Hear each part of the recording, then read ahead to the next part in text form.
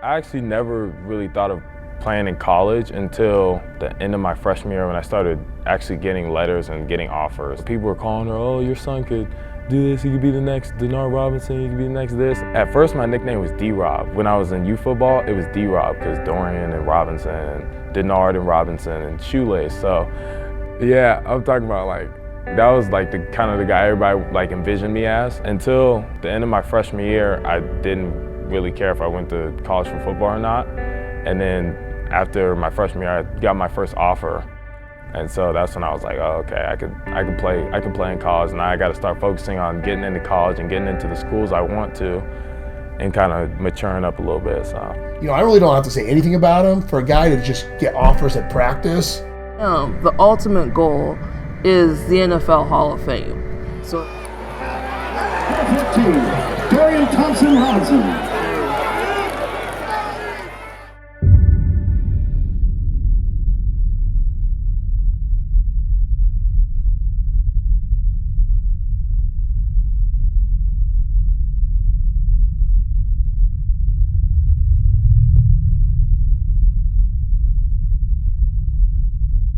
Actually, I started out playing like tight end. That was like my first ever position. And then we were at practice one day and we were throwing routes and I threw the ball back and they were like, oh, you can throw. When they put me at quarterback, I never threw the ball.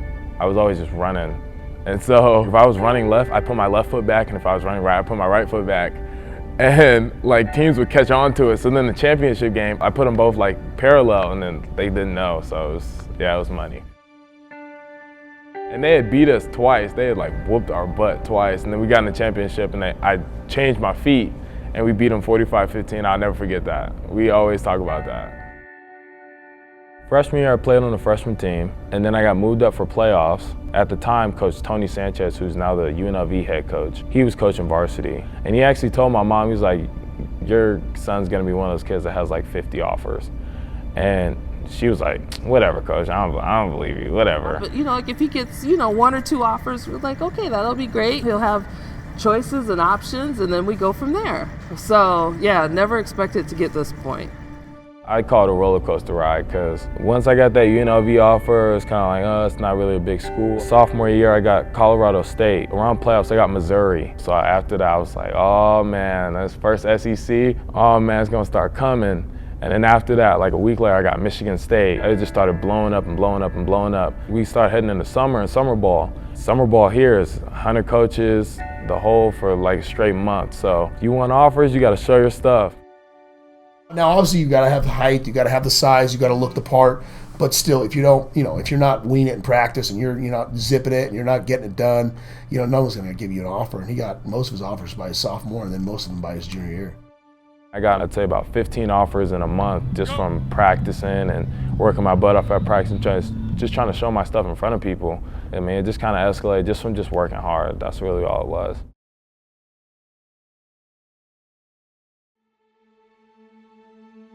I definitely hit rock bottom, I'd say, sophomore year after playing maybe 8 or 10 years of straight football and just being the star player and being the guy that makes all the touchdowns and all the highlights and stuff. And then you get to sophomore year on varsity and you don't touch the field whatsoever.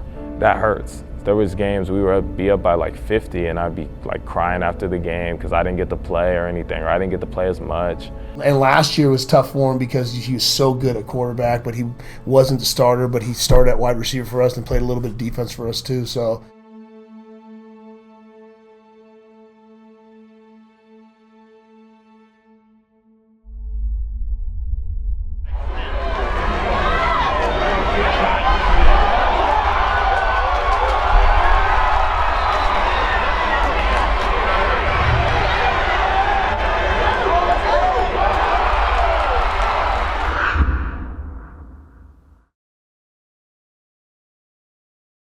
One day, my quarterback coach and my head coach, they was like, hey, come here real quick, come into the office. They were like, hey, this year we're down a little bit at receiver. You're athletic. We want to get you on the field. We want to get you playing time. It's like, hey, we're going to get you going at receiver. We know you're a quarterback. We're not trying to move you. You're just such a good athlete that, you're one of our better receivers. And all right, whatever.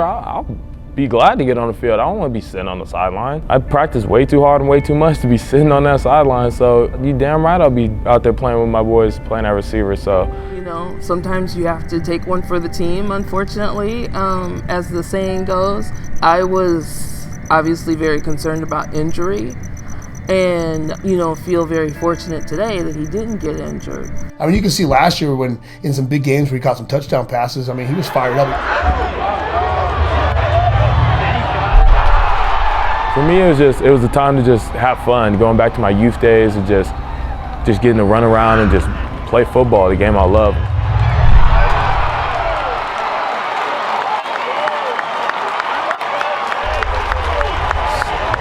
I was like, senior year is all mine. I mean, we're just gonna have to make the most out of it.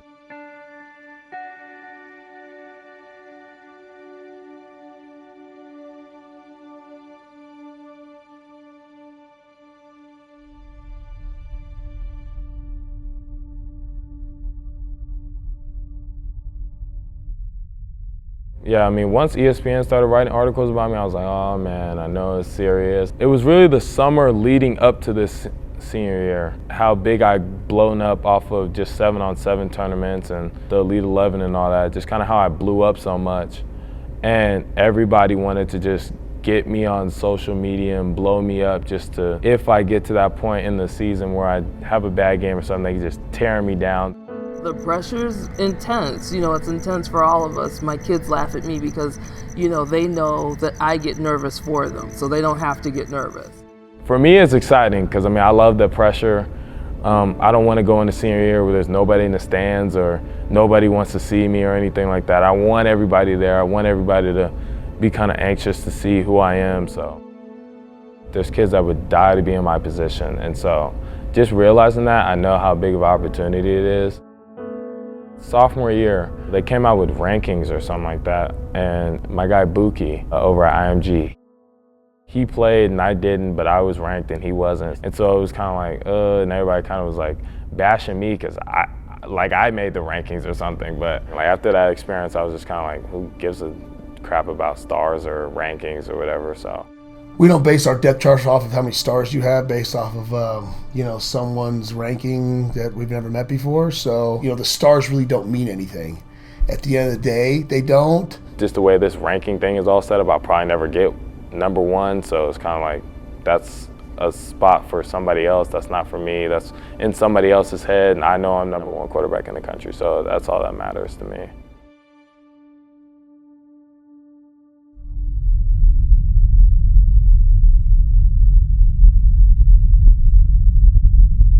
Yell at me, yell at me, 1, 2, 3.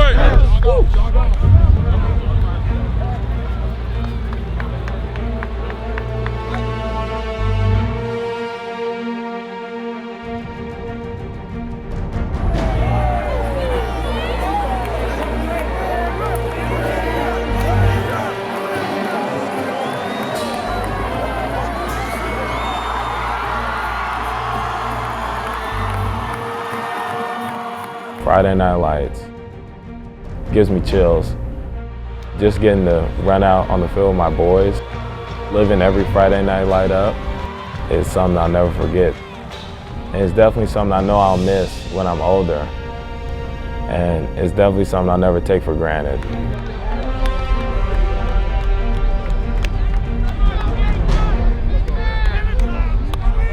I want the biggest game of the year. And if it's a 1 versus 2, you damn right I want that game. I want that first snap to get over with so I can get those pregame jitters out so we can just get to balling and get to rolling. It's may the best one win type of deal.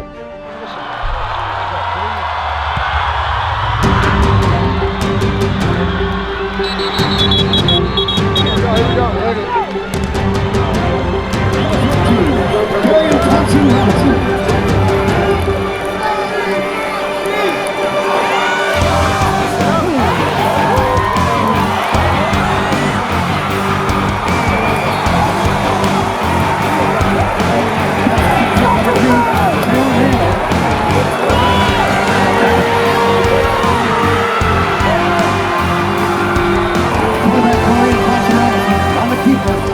me, I'm a quarterback and I can throw and I can run, but if I gotta go down to hit somebody, I can hit somebody just to spring my guy free, so that's just the way I am.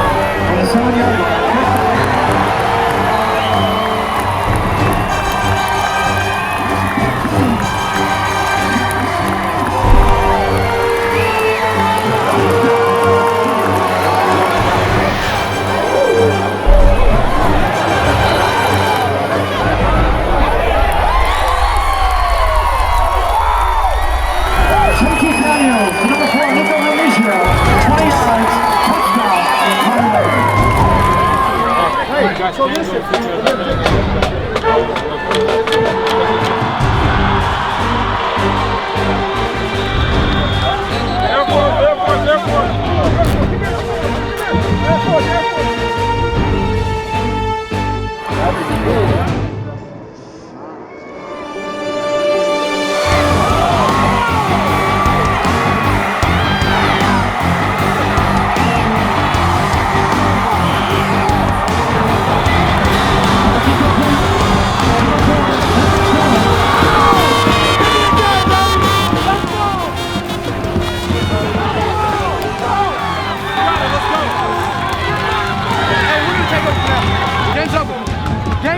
Take over. It's takeover time. Score at halftime. Mater Dei 14, Bishop Gorman 7.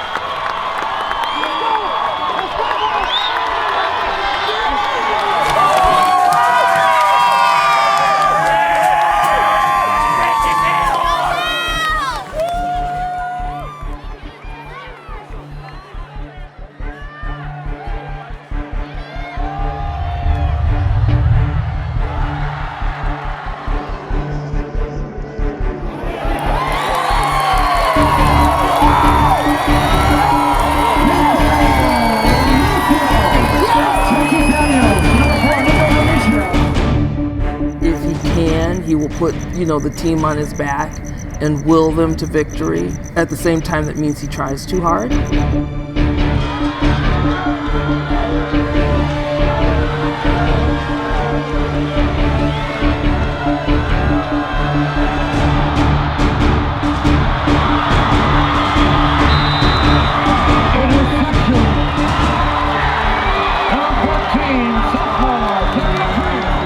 It's not about me, it's about my teammates. I mean, that's just how I am.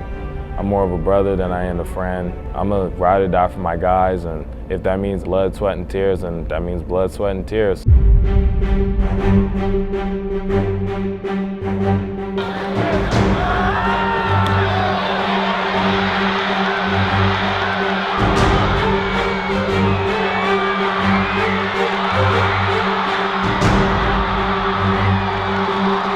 True competitor is always going to do, no matter what. You put them in a competitive environment, they don't just, not want to win, or they don't want to compete. All competitors at the high level, whether it's chess or checkers, are going to try to win.